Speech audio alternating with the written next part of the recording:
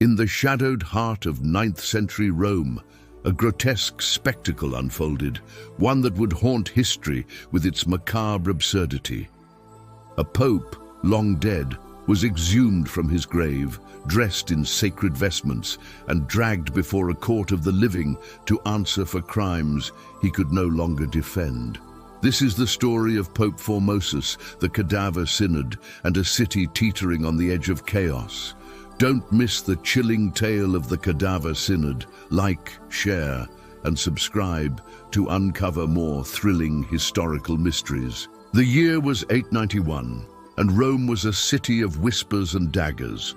The once mighty Roman Empire had crumbled centuries before, leaving the Eternal City a battleground for power-hungry nobles, warring factions, and a church struggling to assert its divine authority.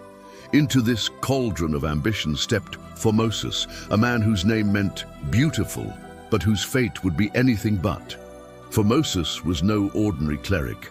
A seasoned diplomat and missionary, he had traveled to distant lands, spreading the Christian faith with a fiery zeal. His gaunt frame and piercing eyes belied a mind sharp enough to navigate the treacherous politics of the papacy. Elected Pope in 891, he inherited a church riven by rivalries and a city dominated by the powerful Spoletan family, who saw the papacy as a pawn in their Game of Thrones. Formosus's reign was marked by bold, dangerous decisions. He crowned Arnulf of Carinthia as Holy Roman Emperor, a move that enraged the Spoletans, who backed their own candidate, Lambert of Spoleto. This act of defiance would plant the seeds of Formosus's doom, for in the shadows his enemies began to plot. The air in Rome grew thick with suspicion, and whispers of betrayal echoed through the marble halls of the Lateran Palace. Formosus ruled for 5 turbulent years, his every step dogged by conspiracies. When he died in April 896, struck down by illness, or as some whispered poison, Rome exhaled a collective sigh of relief. His body was laid to rest in St. Peter's Basilica, and the city turned its gaze to the future. But the dead, it seems, do not always rest in peace. 9 months after Formosus's death, a new pope sat on the throne of St. Peter, Stephen VI, a man whose name would become synonymous with madness. Stephen was a puppet of the Spoletan faction, his election secured by the iron will of Agiltruda, the ruthless matriarch of Spoleto, and her son, Lambert. To them, Formosus was not just a dead pope, but a lingering threat, a symbol of resistance whose legacy needed to be erased. In the winter of 897, Rome was gripped by an unnatural chill. The streets buzzed with rumors of a trial unlike any other. Stephen VI, cloaked in papal splendor, convened a synod in the Basilica of St. John Lateran. But this was no ordinary gathering of bishops. The air was heavy with dread as word spread that the defendant was not a living man, but a corpse. Under Stephen's orders, Formosus's body was exhumed from its tomb. The scene was grotesque. Gravediggers, their faces pale with fear, unearthed the decaying remains of the former pope. His body, 9 months dead, was in a state of horrific decay. Flesh sagging, bones exposed, the once proud vestments now clinging to a skeletal frame. Yet Stephen's obsession would not be deterred. The corpse was dressed in full papal regalia, white alb, golden chasuble, and the triple crown of the papacy, and propped up on a throne in the basilica's nave. Yet Stephen's obsession would not be deterred. The corpse was dressed in full papal regalia, white alb, golden chasuble, and the triple crown of the papacy, and propped up on a throne in the basilica's nave. The stage was set for the Cadaver Synod, a spectacle that would plunge the church into infamy. The Basilica of St. John Lateran, the mother church of Christendom, was a cavern of flickering torchlight and murmured prayers. Bishops, clad in their solemn robes, sat in uneasy silence. The air reeked of decay, for at the center of the hall sat Formosus, or what was left of him. His corpse, slumped on its throne, seemed to stare blankly at the assembly, its hollow eyes a silent accusation. Stephen VI presided over the trial with a fervor that bordered on madness. His voice echoed through the basilica as he hurled accusations at the lifeless pope.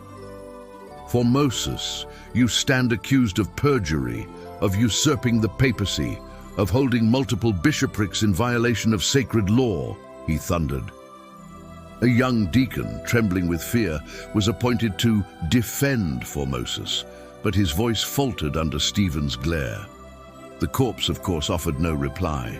The charges were a twisted tapestry of truth and fabrication. Formosus had indeed been Bishop of Porto before becoming Pope, a technical violation of canon law, but such rules were often bent in the chaotic 9th century. The real crime, in Stephen's eyes, was Formosus's defiance of the Spolitans. By crowning Arnulf, he had humiliated Lambert and Agiltruda, and now they demanded retribution, even if it meant desecrating the dead. The trial was a farce, yet its intensity gripped the onlookers. Stephen's rage seemed to animate the very stones of the basilica.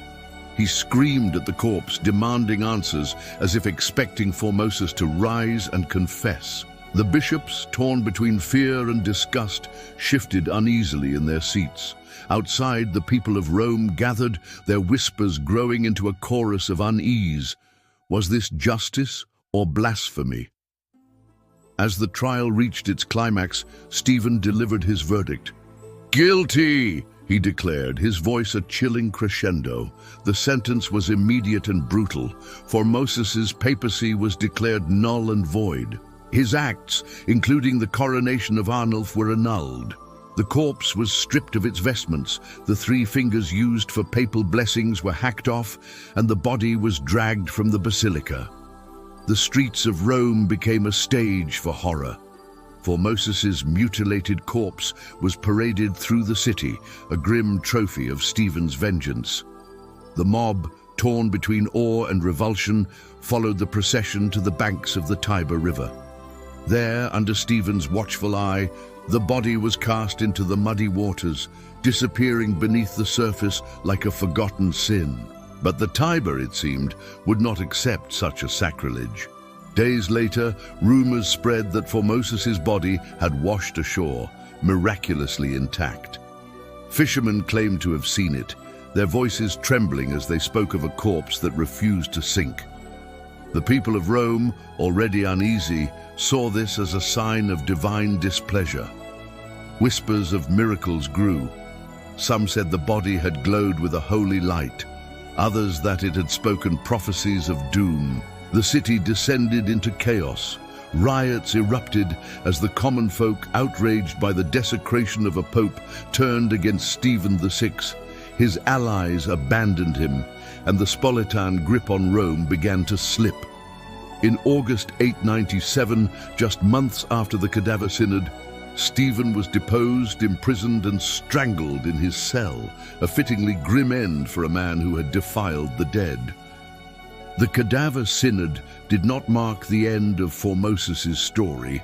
Later that year, Pope Theodore II, a man of quiet piety, convened a new synod to undo Stephen's madness.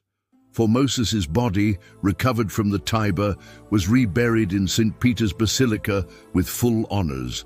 Theodore declared the Cadaver Synod invalid, restoring Formosus's legacy. The following year, Pope John IX went further, condemning the trial as a blasphemy and forbidding such spectacles in the future. Yet the scars of 897 lingered. The Church's authority was shaken, and Rome remained a city of feuds and vendettas. The Spolitans, though weakened, continued their power struggles, and the papacy would not see stability for decades. Formosus, the pope who faced judgment beyond the grave, became a symbol of resilience. His story, grotesque and surreal, speaks to the fragility of power and the enduring weight of legacy. The Cadaver Synod, a moment of madness in a turbulent age, remains one of history's strangest chapters, a tale where the dead were given voice, if only to bear witness to the living's folly. Today, the Cadaver Synod is a footnote in the annals of the Catholic Church, yet its shadow lingers. It reminds us of a time when faith and politics collided in grotesque spectacle, when a pope's corpse became a pawn in a game of power. For those who walk the halls of St. Peter's Basilica, where Formosus rests once more, the air carries a faint echo of that winter in 897, a whisper of a trial that shook the foundations of Rome. What drives a man to judge the dead? Was it vengeance, fear, or madness? And what does it say of us that we are still captivated by such a tale?